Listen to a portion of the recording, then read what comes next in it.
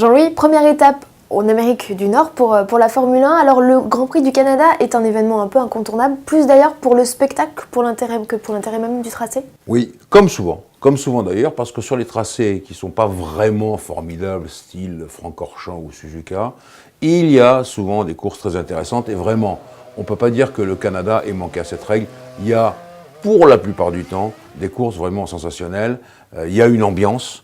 Le circuit a une portée de fusil du centre de Montréal qui est toujours très agité pendant le Grand Prix. Pour les Canadiens, la chaleur est venue, donc c'est la fête. Et d'ailleurs, tout le monde profite de ça. J'en profite pour signaler à nos amateurs du blog que Canal fera d'ailleurs une soirée spéciale F1 pour le Canada à partir de 18h45 et jusqu'à 22h30 avec la projection du Grand Prix sur grand écran. C'est une soirée en public d'ailleurs. Jean-Louis, l'ensemble moteur-frein va être vraiment mis à rude épreuve sur le tracé du Canada. Est-ce qu'il y a certaines équipes qui ont du souci à se faire? Je dirais que toutes les équipes ont du souci à se faire parce qu'effectivement, c'est un circuit d'accélération-freinage. Et donc, l'accélération, 14 secondes de pleine charge, 65 à 67% de pleine charge sur l'ensemble du circuit, mais avec des grosses levées d'accélérateur et des grosses accélérations. Quant aux freins, ils seront mis à rude épreuve, tout simplement parce qu'il n'y a pas assez de temps pour les refroidir. Les freinages sont très violents, et je vous rappelle que c'est là qu'on fait l'étalon pour les freins de toute la saison. Avec Bahreïn, c'est ce qu'il y a de plus dur. Donc, il va falloir faire très attention à ces deux points. Pneus très certainement fortement sollicités également. Alors, quels sont les meilleurs réglages à adopter? Alors, pneus sollicités également, on sait qu'il y a eu le pataquès Pirelli, Mercedes pour essayer d'avoir une meilleure sécurité sur les pneus. J'espère qu'il n'y aura pas de délaminage. Les meilleurs réglages, c'est une voiture basse, quand même pour tenir un peu d'effet de sol. C'est une consommation réglée à minima, parce que, comme on l'a dit, accélération-freinage, eh bien, ça pompe dans les réservoirs. Il ne faudrait pas tomber en panne d'essence. Rappelez-vous Hamilton en qualification, par exemple, où c'est passé extrêmement juste.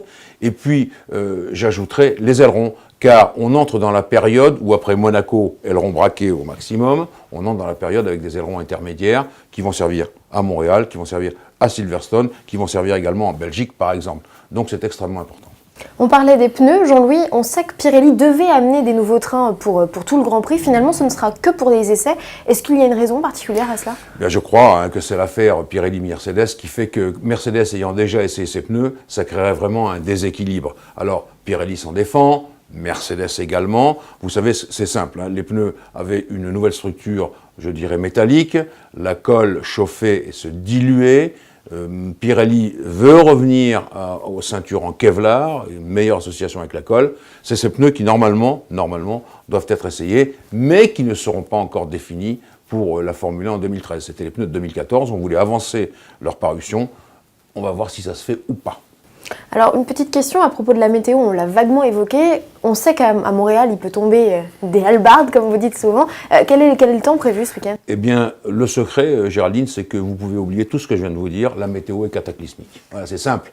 Vendredi, tornade. Alors, on a déjà vu ça au Canada, des tornades, même pendant le Grand Prix qui a été arrêté pendant plusieurs heures. On peut dire les choses comme ça.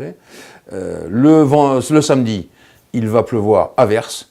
Et le dimanche, on aura à la fois des averses et des éclaircies. Donc, tous les essais, et surtout ces essais du vendredi auxquels toutes les équipes tiennent, parce que c'est là qu'on tourne avec le plein d'essence, tous les essais vont être peut-être remis à zéro.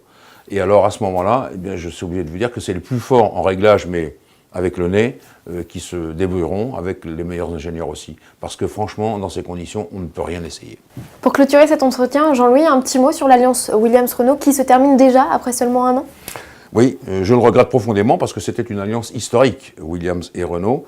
Je crois que c'est clair, Renault Sport F1 fait un très bon moteur, ça je n'en douterai pas. D'ailleurs, j'en profite pour le dire, il sera présenté officiellement le 21 juin, je pense à tous les concessionnaires Renault, qui comme ça pourront regarder de quoi il retourne. Ce nouveau moteur revient donc cher et Renault estimait pouvoir le vendre à 20 millions d'euros l'unité pour une équipe, le louer exactement, c'est du leasing.